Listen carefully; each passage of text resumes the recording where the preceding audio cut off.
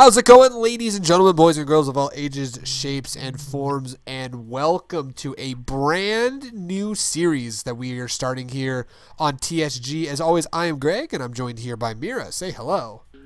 Bomb. Okay, well, you can say bomb as well. That works as well. And welcome to our brand new show. We're completely selling out, and we're just going to do shows every day of the week from now on, because why the fuck not? No, just kidding.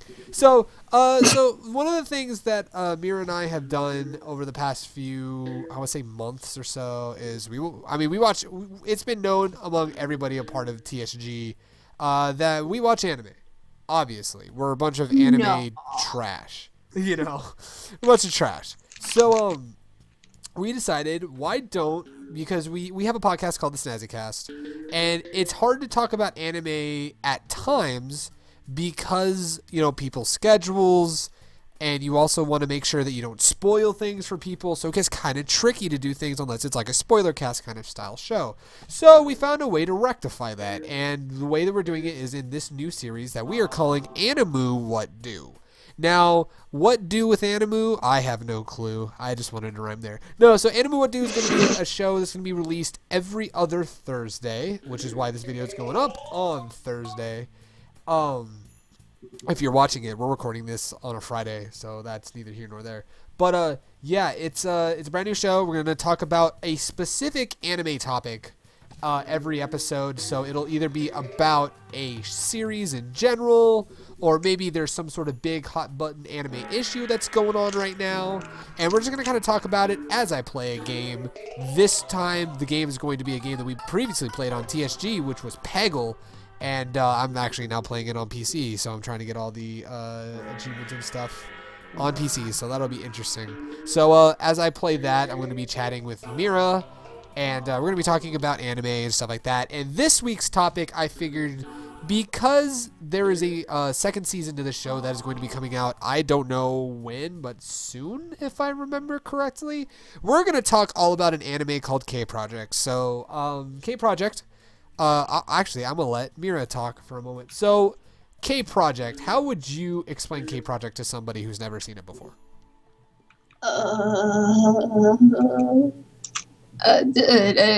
Scrambles for description. Goes to Wikipedia to find the answer.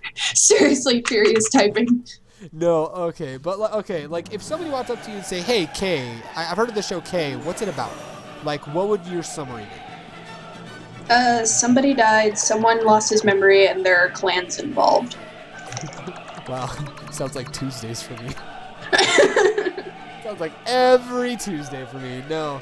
So it sounds like California, right? Yeah, it's basically how it is out here in California.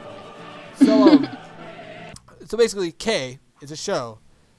So it centers around. There's a lot of characters it centers around. I have to say, I mean, I would say the main characters are Kuro, Shiro, and Neko. Neko is adorable, by the way. But no. So it centers around. So this guy, he's tracked down by this member of like a gang, basically. And a clansman, basically. It's the equivalent to a gang. Let's be real here. It's the equivalent. It's not like Durarara style gangs. It's not. We're just a bunch of fucking boobies and chicks with no heads. And punching people out of clothes. What? And punching people out of their clothes. Oh yeah, and throwing vending machines at people and all that fun stuff. But no, it's more like it's kind of weird because each clan has their own thing. Because it's like pseudo old timey medieval style with like Kuro having a sword and the blue clan having a sword and stuff like that. But then you got the red clan that I think just skateboards. Hey now. I don't know. That's only one skateboards. I don't know. And Todd Havercorn owns a bar. That's all we know. Oh. No, I ain't judging that. No, but it's like, so all these clans are going after this one dude because he apparently killed this guy. The only problem is this main character, Shiro, does not remember killing said guy. So it's basically him coming to terms with, like, his situation. At first glance, people would think it's a yaoi, but it's very much not a yaoi. as much as people would wish it was a yaoi. The fan service alone that the company does is bizarre. Well, yeah, it's almost kind of like the weird subtext KyoAni puts into free without. We need to just like cue the promotional art just to see. Yeah, seriously, I should just like, if I was doing a lot of Yada and Fushimi. Yeah, seriously. No, yeah, Fushimi is basically the poster child for like pretty shonens. I know it sounds like we're talking in all gibberish, but basically, I'm trying to like sum it up for people who maybe have never seen it, or maybe have like kind of been on the fence about it, or didn't know anything about it. It's basically a show. Dude finds out that he's being tracked by these gangs because he apparently killed somebody. He has no memory of killing said person, but at the same time, he kind of is like, see, I'm going to prove my innocence, and then a bunch of shit happens, and then even more shit happens, and then there's like a bunch of plot twists, and then you kind of find out what really happens, and you're like, oh, that's sad, and then people die, and then it's really bad, and that's not much of a spoiler, because when you hear like clans and gangs, I'm sure someone's going to die at some point. So, oh, and apparently there's a missing king that they have to track down. Oh yeah, and then there's a movie that's called K Missing Kings, and then basically they're coming out with a season 2 where the missing kings were not indeed found; they are still missing. So I'm going to call it, and we'll get into that in a little bit when we get to the spoiler portion of it. I'm going to call season 2 K Missing Kings 2 Electric Boogaloo: The Search for More Missing Kings. Yeah, it's a really interesting show. If anyone would put a genre on it. It's kind of action-y in a sense, but it's not an action. I wouldn't consider. I'm gonna look on Anime News Network. And just see look how on Anime News Network. I wouldn't consider it a super action-y show, but like, cause like there's action in it. Don't get me wrong. It's just, it's not like a Shonen Jump style show, basically. Okay, the genres are action, comedy, drama, magic, mystery, science fiction. Science fiction. That's one that I've never heard for that show. Apparently, science fiction is one of the genres for K. I guess. Well, okay. I guess if your show has a blimp, it's science fiction. The show has a blimp. Yeah. Okay. I was just about to bring up the whole thing with the blimp. I was like, okay, that might be it. Okay. So, but yeah. So. And now we know. I say, yeah, there's some comedy in there. I know there's some action in there. Like, it's weird, though, because it doesn't stick to one genre, but it's not confused as to what it is. Like, yeah. It's dark when it needs to be dark. It's lighthearted when it needs to be lighthearted. And at least for me, it didn't feel like it was trying too hard to be one thing or another thing. But, yeah. But the reason why I wanted to talk about K is, number one, it was a show that Mira and I both saw. And number two, the movie was recently released. In subs, which we're gonna get to that in the spoiler section. I know I keep talking about spoiler section. We're kind of, that's why it might seem a little awkward right now. It's because the format for this show is that we're gonna kind of have start out just kind of briefly talking about the show and stuff. And she's laughing at me. I know you are. No. I scrolled down to the themes that they have listed for K. Oh no. We'll keep that there. I'll get that in a second. Okay, so basically... Well, I mean, they're not spoilers. I know, I figured as much. Okay, so like what we're going to do is we're going to kind of briefly, like, a brief overview of the show, kind of like what it's about, stuff like that. And then we're going to go into spoiler territory, or actually before that, probably talk about like some characters we enjoyed and stuff like that. Then dive into like spoiler territory with like talking about the story in depth, which you'll be able to see that on the bottom. And then we'll wrap it up and then talk about the next episode. So that's kind of the format. I should have said that before we got started. I know this is probably going to be a train wreck, and everyone's going to be like, boo, this sucks, and never want to do it again, but we would have already recorded like 3 episodes by the time this comes out. But, no, okay, so, going back to what we were talking about. So, yeah, it's weird. The show itself is like, how should I say it? It's not just one genre, but it doesn't feel confused. Yeah. You know, because sometimes you can see a show that's a multiple genre show, and you're like, well, is it trying to be this? Is it trying to be that? And you're kind of confused and off-put by it. No, it knows what it wants to be. It just incorporates a bunch of different elements from different kinds of shows. At least that's how I felt. And there's a lot of cool, interesting stuff in it, and I really enjoyed it. Mira, is there anything else you need to add to that? Oh, yeah, you were going to talk about the themes for K. Okay, so the themes that Anime Network has listed is amnesia, bishonen, catgirl, clans, fan service, futuristic school, superpowers, and tragedy. Okay, that's basically Emphasis on the tragedy. If you ever wanted to know if you're going to be into the show, just look that up. Yeah, so there's like an amnesiac.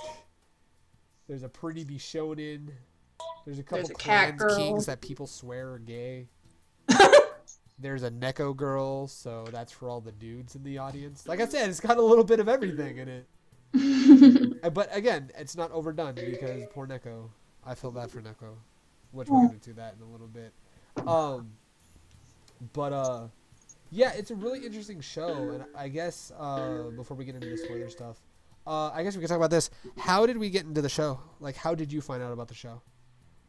I was actually told about it at a con, and then, like, because they told me about it at the con, and then we found each other on Tumblr, and then they were like, hey, have you watched K yet? And I was like, no, but it's on my list. And then May, I think I might have told May about it, and she was like, I think you'd like Yata in particular. You should cosplay him. And I'm like, I have to watch it first. Right. So then I found the dubs, and I watched it, and I was like, I see what you mean.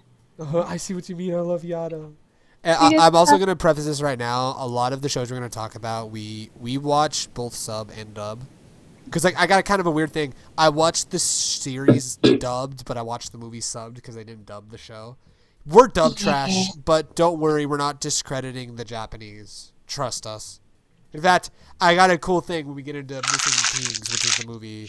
That was something that I noticed when it came to the voice casting in English compared to what was casted in Japanese. It's really kind of funny, kind of how that was, how that kind of happened and stuff, and how similar some of the voices sound, which is pretty great.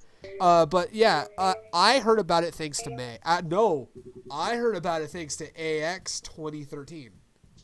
Oh, there you go. Yeah, we were at AX 2013, and Matthew Mercer and Patrick Seitz were going to be at an event. And it was a thing for this show called K. And May was like, I don't know anything about this show. And it's like, all we knew is that Matthew Mercer and Patrick Seitz were going to be in it. So we're like, okay. Should we say who their characters are in the show? Yeah, Matthew Mercer plays Kuro, who's the main guy that goes after Shiro, who's the guy who doesn't remember killing someone. And then Patrick Seitz voices a character called Munakata, who's the leader of the Blue Clan. Mm-hmm. So they were there. Stephanie Shea was there. Johnny Young Bosch was there. Keith Silverstein was there, which they all voice. Stephanie Shea was Neko, the cat girl. Johnny was Fushimi. Johnny was Fushimi, the pretty Bishonen. And Keith was your favorite. Oh yeah, fucking Keith Silverstein was fucking Mikoto, the leader of the Red Clan. It was cool though. It was really cool because like we kind of got to meet like the cast and stuff like that, but we had no idea what the show was. And I want to say we didn't make it to like the dub premiere of the show, unfortunately, because we had like either another event or something. Oh, that's right. We had a personal thing happen. That was somebody walked off who didn't have a phone, and we weren't able to go, and we were more concentrated on taking care of that person, making sure they were okay when they were just fine in the hotel, and we would have known and been able to go to the event if it wasn't for her not having a phone. So that was kind of why we didn't get to go to the premiere. So we didn't get that's how we kind of first heard about it. So after AX, I don't remember when. It was at some point after AX, and May saw the show. She got the show dubbed, she watched it, and she absolutely loved the show. She was like madly in love with the show. She just kept telling me, Greg, you need to watch the show. Greg, you need to watch the show. Greg, this show is really fucking good. You need to watch the show. So before AX last year, I'm stuck on this level, by the way, so just give me some time. So before AX last year, I think we were making props for I think my John Art cosplay. We were making props, and it was like the Sunday before work, and I was like, she's all, Greg, why don't we start watching K? I'm like, okay, cool, let me start watching K. So we started watching. We watched the first 5 or 6 episodes, and I was like, holy fucking shit, May, you were right. This is really fucking good. And then I think the next few, I want to say I took a quick break because I was working, so I didn't have too much time to watch anything. But then at the end, or before AX last year, it was like, oh, hey, why don't we go? I need to marathon this show, but not because anybody was there or they were doing anything special. It was like I want to finish a show beforehand, so I want to finish K. So I finished K, and it was really good. Then, that's why, because we wanted to go to the movie premiere, but we couldn't because we saw Matthew Mercer. So we have a track record of events for K happening, but not going to said events because other events were happening or other things happened. I know that feel. Right, that's it. There's a lot that if anyone's gone to a convention, you know, there's so much to plan. And May and I were cosplaying Levi and Hanji from Attack on Titan, and we wanted to go see Matthew Mercer. So it's like, let's go see Matthew Mercer, who, aside from Kuro, was also Levi in Attack on Titan. So it's like it just made sense to go see Matt. So like, all right, yeah, let's go see Matt. Plus, he's like one of our favorites, so might as well. So we didn't get to see K Missing Kings, but we weren't too bummed because I think like 2 weeks later, they had the movie out in LA, and we went and saw the movie, and I'm glad that I had finished the series in time for the movie because the movie was really fucking good. I'm still stuck on this level, by the way. So yeah, that's how I kind of heard about it. I guess we'll go into favorite characters and a brief summary as to why they're your favorite character before we get into the spoiler section. So Mira, who was your favorite character? Yada. It was Yada. I mean, I knew that, but for all the listeners at home that maybe didn't know beforehand. So Yada was your favorite. In kind of as much of a non-spoiler way as possible, how would you explain why you love Yada so much? He's a vulgar little shit. He's kind of a little shit, yeah. I do agree with that. And I'm excited because Ben Diskin, who voiced him in English, is going to be at Anime Expo this year, so I'm finally going to have him sign my Missing Kings poster. I'm really excited for that. I'm so sorry. But anyway, so you love Yada because he's a little shit. Mm-hmm. I won't lie. At first, I was thinking maybe you should like Fushimi, and then I remembered Yada. I'm like, nope, Yada. She's gonna love Yada. And then, especially after the movie, I'm like, oh yeah, she's gonna be like, no, Yada, my baby. And I was. Yeah, you were. I can only imagine, which we'll get into in a little bit. So, my favorite character was Mikoto, the Red King. Mainly because, I don't know, I love the Red Clan so much, and I just loved his demeanor. You know, the way that he was just kind of like, no, don't worry, well, we got this. And if anyone was kind of dealing with anything, he was like, don't worry, it's taken care of, kind of that kind of attitude, especially with Anna. Mm-hmm. Which, poor Anna. But he really, it's like he's this clan leader, but at the same time you can tell that like he cares for his fellow clansmen. Basically, like he really does in some weird way, and I finally beat the level, by the way. So yeah, it's like 3 tries, so I'll at least still get the bonus, but still. But yeah, it was very really cool. Like I said, I love his demeanor. I can't go into it too much without spoiling. I love his demeanor, and the way he faces his situation was probably one of my favorite things. Favorite things about the show, because like he handled this situation probably in the most badass way ever, which was he just completely accepted it was going to happen, but at the same time didn't go down without a fight. Mm-hmm. I say that in a loose sense, but anyway, so yeah, no, it was really cool, and he was my favorite character. So we want to go into the spoiler section of this now, might as well, since we're at this point. Oh, okay. Okay, so what we're going to do right now, this is the spoiler section of this. If you have not seen K, don't worry, we got you covered. I just clicked on a text that said, spoilers abound. If you see this text, that means we are talking completely spoilers about the series or thing that we are talking about in depth. And if you want to avoid spoilers, just make sure when you skip ahead, if that little spoiler abound thing is not there, you know that you're good and you're safe from spoilers. But if that thing is still there, then you know we're still talking spoilers. So this is the spoiler section of our first episode. So might as well just go right along. So one of the things that I loved about K was kind of, I'm just going to jump right on into it because now we're just talking spoilers, talking whatever. Because I was talking about Mikoto's situation. May is online. Damn. Oh, really? Yes, she is. Oh, man. Maybe I should get her in on this. Yeah, you should. I'll try to get her in on it. She might be tired. We don't know. We'll find out in just a little bit. So, okay. But anyway. So So, like, Mikoto's whole thing is basically... you're gonna have to refresh my memory, too, is that... Oh, boy. As a king, you have, like, this... It almost looks like a fucking sword. That's almost like your life force, in a sense, if I remember correctly. It's been a while since I've seen the show. Yeah. So it's almost like your life force, and if it starts to break, your end is near, basically. Mm-hmm. You know, it means you've either you extorted your power enough, like, because the kings kind of have special powers and stuff like that.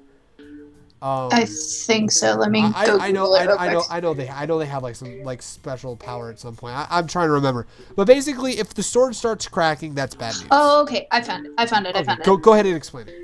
When the sword starts to crumble and decay, it's considered dangerous and is a sign that the owner is losing control of his or her power. The sword shows the truest image of its king's condition.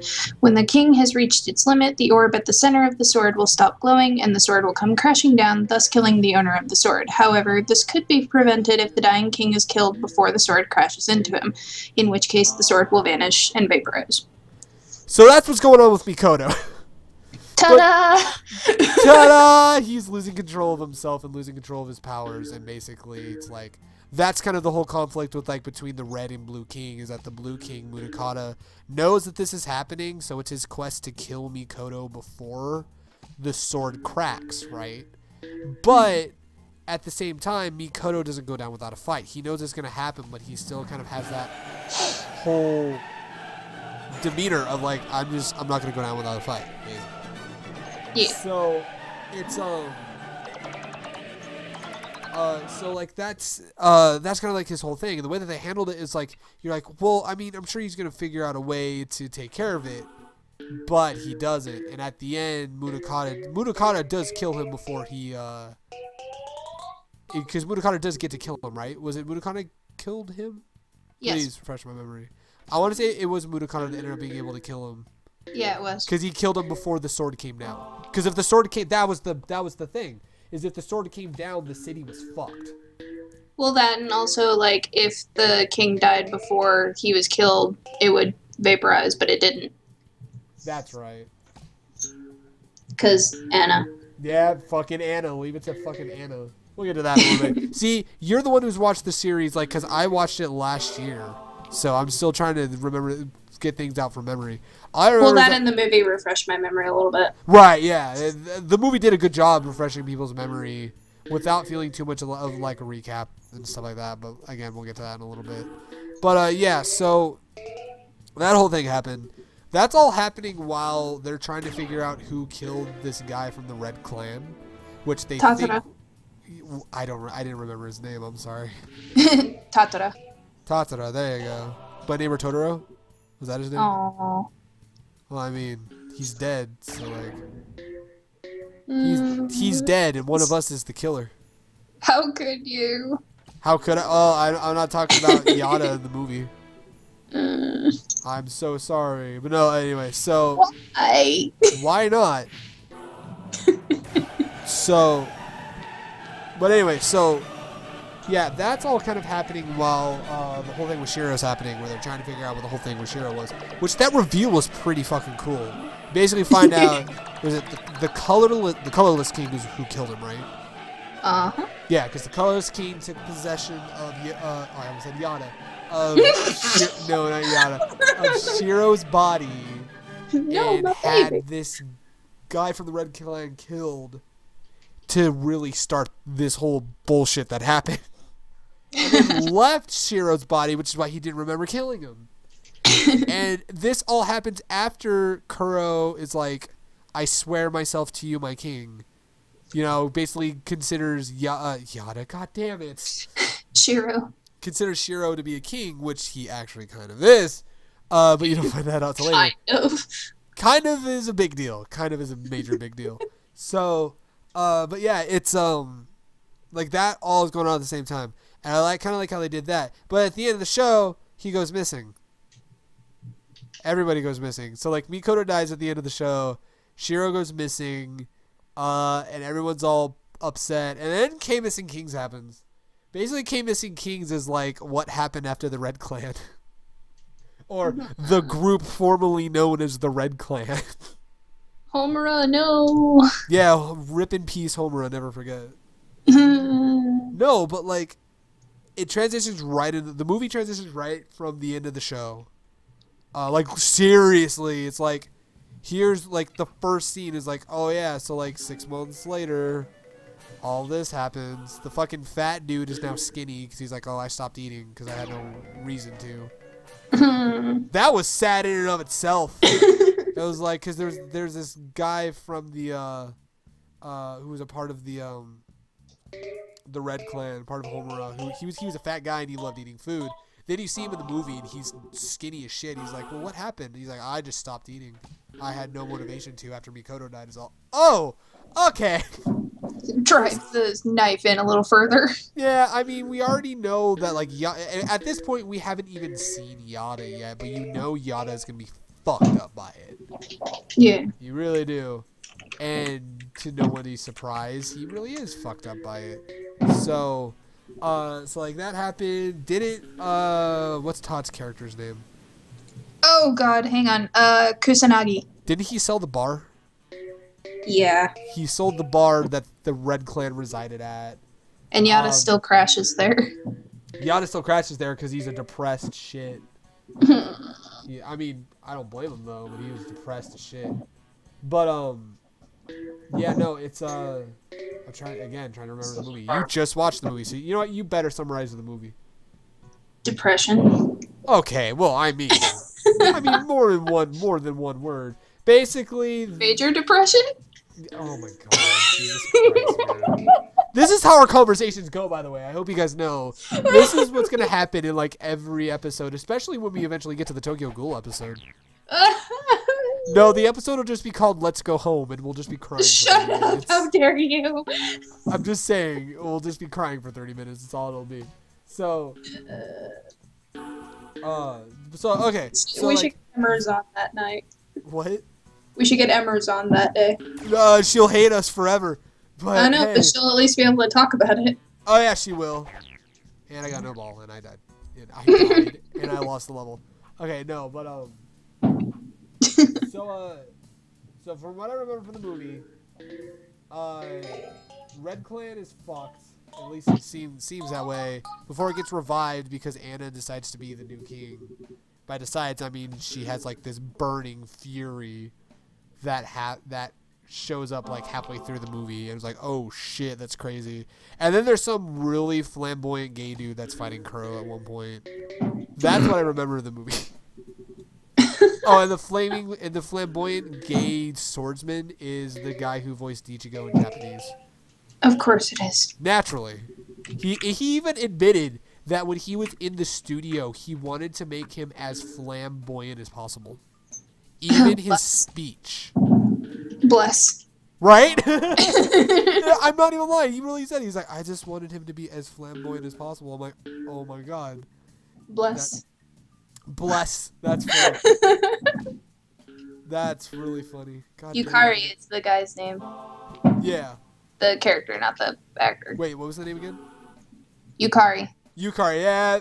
Yeah, because fucking Yukari, the K Missing Kings Yukari festivals. Yukari. That's what he wanted to name the movie, was K Missing Kings the Yukari Festival. He really did, though. It was funny as hell. But yeah, so like he's one of the other 4 kings? Yeah. Is that who he was? He's one of the other 4 kings? Because there's like 7 kings. He used to be a student with Kuro. That's right. Under their old. He fought Kuro super like because he's teamed with the Green Clan. That's right. Clan of Green, the clan of weed. And the little parrot that's on his shoulder was acting as medium. Yeah, basically. That's what it was. So, yeah, you're going to have to be my one that remembers stuff. I say, you know, it was good. Like I said, I should have just brushed up on the show, which is why I feel like an asshole. Here I am. I recommend K, and I'm trying to remember what happens in K. Here I am, this asshole right here. No, but well, at least it's not like you're trying to do like Oron and you haven't watched it. I haven't watched Oron since junior year of high school. But at least you've seen it.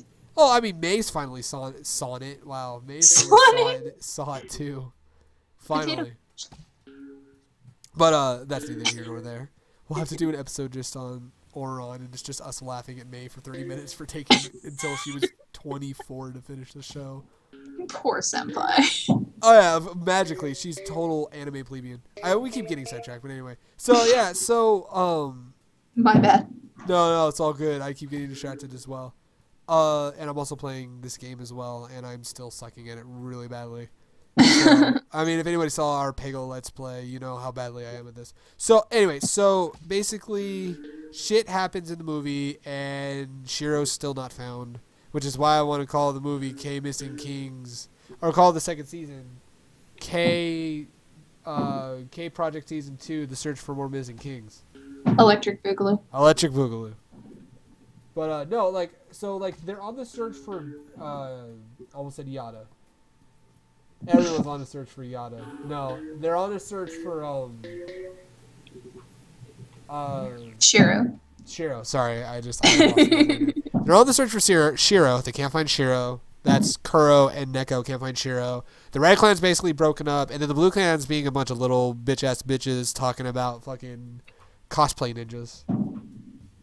Which, I mean, that's probably one of the best scenes in the movie is Munakata talking about a cosplay ninja. It was fucking funny.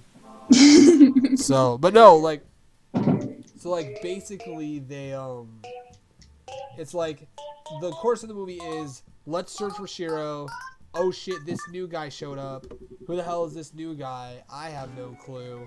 Kuro knows who he is. Now he's trying to kill all the other kings.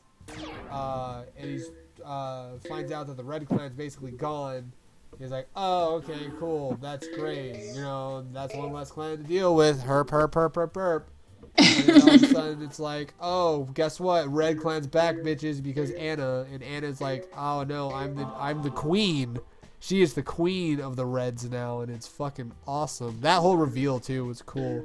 Cause like there's a whole like flash into her mind with like she sees Mikoto. Mikoto's all like, it's okay, Anna, I'm right here, which was depressing in its own right. The fact that it started off and you see Tatara sitting on the bed, I'm just like, nope, done. You're like, I'm done with this. And then you see Mikoto. Didn't he like walk in? And you're like, no. Yeah, he just like walked up the stairs and Tatara's just like, you should go talk to him. And then he just stood there and Anna's crying. And I'm like, no, stop. The movie's sad. The movie is really sad. Yeah, so it's like he's just talking and it's like trying to help Anna. I guess you could say it was almost like her own way of coping with the death of Mikoto in a sense. Mm-hmm. So it's like, because Mikoto was the one that took care of her, basically. And then that whole thing basically sets up Anna becoming the new head of the Red Clan. Mm-hmm. So then the movie ends with, like, they don't even kill Yakuza guy there. I'm kidding. Yakuza guy? No, was it Yukari? Yukari. Yeah, that's what it was. I suck at names. No, so they don't kill Yukari because he kind of is like, oh, fuck this shit. Final battle. I'm done. I'm kind of dead, but not really dead. Wait, did they really kill him? I don't remember. No, they didn't. No, they didn't. Okay, so my memory did serve me right. I didn't think they killed him. They kind of wounded him a little bit, and then that was it. So Kuro got hurt. Yukari just kind of looked down and said, okay, bye-bye. Yeah. Vanish. He just wanted to temporarily hurt his heterosexual life partner. Well, I mean. So, but yeah, no, so like that all happens. They dip out. Then Munakata approaches Anna, who's now the new queen of the Red Clan, and is like, even though they keep calling her king. They keep calling her king. Maybe she wants to be a king. I don't fucking know. Maybe that's all she just knows. Can't wait to be king. Oh, okay. Okay. Well, I mean, her father figure did die and all, so I guess it makes sense. So would she be like Simba and Mikoto would be Mufasa? Dude, yeah, James Earl Jones. Fucking, yeah, that's what it was. We just went there. Yeah, we did, just for all of you people who didn't think we could go there. Guess what? We went there. No, but, so... Still too soon. Well, I mean, 1994 was a long time ago. That movie was 20 years ago. Can you believe that? God, I'm old. I can't believe it either. Anyway, getting back to Animu Wut Do. Now that we've completely sidetracked from the point, Again? and this is the last episode of Animu Wut Do. Thank you very much. I'm just kidding. Oh, okay. No, it's all good. So, Rolls out of chat. No, it leaves chat. No, but so basically, the movie ends with Shiro still not found. Though we know where he is now. We know where he is because at the end you find out he's in the blimp.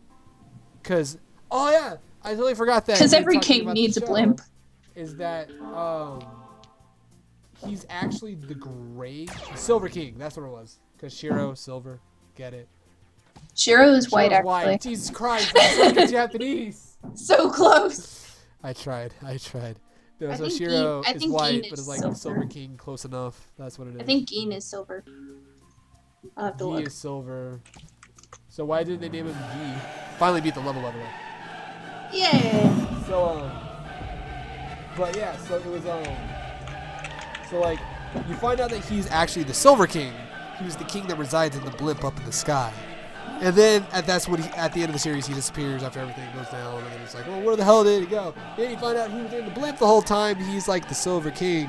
What was the fucking German name he has? Adolf Weissman. Yeah, there you go, Adolf Weissman. I was like, shit, I gotta remember my German. Adolf K. Weissman. Yeah, so Adolf Weissman. So of course the German name would be Adolf. I just want to say that. No. Well, at least it was for a good purpose that he was. I get you.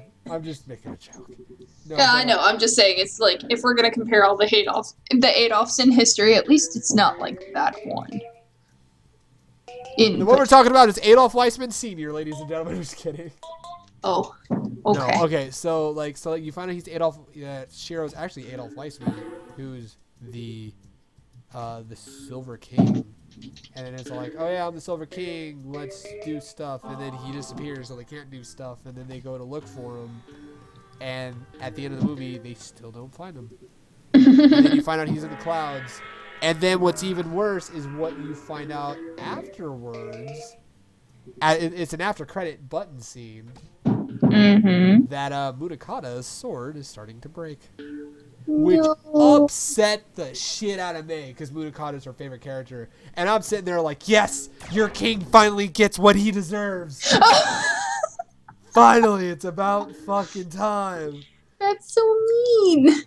Well, it's true, though. I know, but it's so mean. I'm still mad that he killed... I mean, I know it had to be done, but he killed Mikoto, and that's not okay. But anyway, so, like, yeah, so... That's kind of how they leave the series, and that's where Season 2 is going to pick up, a.k.a. Missing Kings 2, Electric Boogaloo, The Search for More Missing Kings. So... Can I just say, though, poor Shiro, his friggin' lieutenant dies at the end. Oh, yeah, that was in the flashback, right? Well, no, like, it was showing Shiro in the blimp, and they were talking, and then he flatlined, and then Shiro That's was all right, like, I'm that's not right. running anymore. And that's when he walked out onto the balcony, right? Yeah, I was like, poor Shiro. Right, yeah. His one friend, I'm like, no. Well, I mean, he had other friends before he dipped out. Well, no, but I mean, like, old friend. His old friend, yeah. Hello, Darkness, my Just old like, friend. oh. Oh. Yeah, seriously. But no, so, yeah, so... That's kind of the spoiler... I guess that's the spoiler portion. I think we're done, spoiler-wise. It's kind of what happens. It's kind of some of the bullshit that happens, so... Anyway, so now that text is taken care of and all the people are finally joining us back for the spoilers, you didn't miss anything. I just messed up everything that happened in the show, so you're missing nothing. So I guess we'll end this with some final thoughts about K. Would you recommend it? Where can you find it? If you do indeed recommend it, we'll let you go first, Mira. Oh god, what were the questions again? Like, final thoughts on the show, what you actually thought about it after all this stuff that we've talked about, and would you recommend it? If so, where can somebody go to recommend it? Or if you recommend It's a good show, but it needs more yada. it needs more yada. I hope we get more yada. It all needs more yada. It always needs more yada. Just everybody needs their own yada. We'll have some sort of world peace. Just a little bit, right? World peace, no. We'll have more world wars caused by Yada. Shout out to Oh, Yada. hey, don't badmouth my baby. Hey, Yada's great. I will not badmouth you. That is a vulgar little shit, but he's my vulgar little shit. He is a vulgar little shit. Jesus Christ, yeah. I forgot how Who vulgar gets he was flustered until by women? he shows up and he's like, "Sup, cunts," and it's like, oh. As soon as he came in, I'm just like, yep, there it is. There he is. There's By the my way, baby. that is not exactly what he says in the show, so please. There's He's my like, baby. what the? He's like, what's up, you fucking morons, or something like that. It's not that. It's not that either. Yeah. He just like he says something like super vulgar. I can't remember what it is, but like his first appearance is just like the word "fuck" is said like maybe 10 times. It's like, amazing. When I saw that, I'm like, oh yeah, Yada's my kind of character. I approve of this guy. I'm sitting there like, now I know why Senpai said I should cosplay Yada. Jesus fucking Christ! I know why now. It all makes sense. It all makes sense. But yeah, okay, so I guess it's my turn to answer it. I would absolutely recommend it. I think it's probably one of the more underrated shows. Go look for it on Netflix. Yeah, it is on Netflix, and there was a whole thing a while back that if Netflix, or if they ever wanted to localize the movie, like try to get it views on Netflix, and it was high up on the Netflix views for a while. Like when it first got on Netflix. I remember everyone was losing their shit because it was originally part of Neon Alley, which is why I was like, oh wait, where did it come from? Where'd it come from? Where'd it go? Where'd it come from, Cotton Eye Joe? Oh, of course. Oh, I'm trying to get this one. I can't fucking do it. I can't fucking do the shot. Anyway, no, I would strongly recommend K Project. It's called K, but people call it K Project because it was a project that was called K. I'm assuming the K means kings. I was to guess. Maybe. Okay, that went totally well. And this is my last ball. Oh! Oh, I didn't do it. Oh, shit, I got another free ball. Oh, there you go. Nope. Nope. Nope. It didn't happen. Oh, I got another free ball. Okay, I'm going to try and beat this. Oh, yeah, no, I fucked it up. So anyway, yeah, I would recommend K. I would definitely go check out the movie as well. You can find it in places. And I still have a free ball, so I can do that. But, yeah, K was really good. I think it's an underrated show that people need to go check out and give a lot more love. And I think that I'm really excited for season 2. And I think that even though Mikoto is not going to be in season 2, I finally lost. Since Mikoto's not going to be in season 2, there still needs to be more Mikoto. Yeah. Just like there needs to be more Yada. So, yeah, check it out. It's on Netflix. The series is on Netflix. You can find the movie elsewhere. It's not on Netflix, sadly. Not yet, at least. I hope they put it on Netflix soon because that would be really cool. So, yeah, so that was kind of K, kind of in a nutshell. And that was the first episode of Animu Wut Do, basically. So, thank you guys so much for watching. If you like this show, as awkward as I'm sure it sounded, you know, we're still going to nail it out, work out the kinks and stuff like that.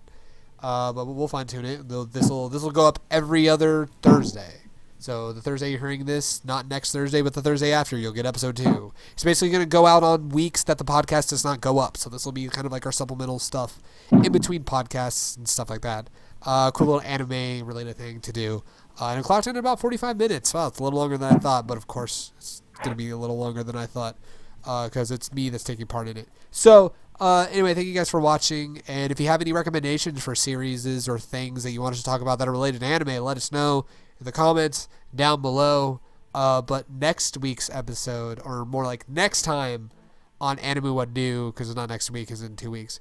The next time on Animu Wut Do, we're going to be talking a little more lighthearted. We're going to be talking about a sports anime by the name of Haikyuu. It's the volleyball anime that centers around Volleyball trash. Yeah, volleyball trash, basically. It centers around like fucking every single main character in the face of the earth. Basically in that. So yeah, so we're going to talk Haikyuu next time. If you have recommendations for future episodes of Animu Wut Do, please let us know in the comments down below. As always, I'm Greg, and that was Mira. And we're a part of a trio called These Snazzy Gamers. You can subscribe here. You can like us on Facebook. You can follow us on Twitter. And follow us on Twitch as well for when we do random Twitch streams. Whenever those decide to happen. And we have a website called www.thephantomkingdom.com. All that will be in the description down below. So thank you guys for watching. I hope you enjoyed this first episode. And we look forward to hearing what you guys thought about it. So see you guys later.